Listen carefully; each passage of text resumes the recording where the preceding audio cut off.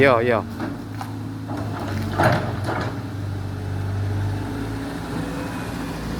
Nah ini teman-teman, saya berada di daerah Sawah Laweh, ya teman-teman, salah satu daerah yang cukup parah terdampak banjir bandang Gelodo beberapa waktu yang lalu. Terjadinya hari Kamis jam 6 sore teman-teman ya.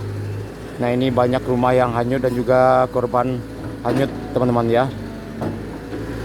Nah ini cukup parah sekali. Jadi ada dari atas sana teman-teman, masih didengari Salare Aye di Koto Alam, Kampung Tangah, Sawah Laweh, Ungun, dan juga di seberang sungai ada sekitar 15 rumah Kampung Kacia.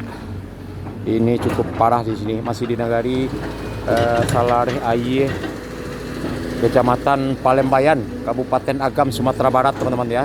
Ini ada ratusan korban yang meninggal hanyut, sudah ditemukan, sebagian masih belum ditemukan teman-teman.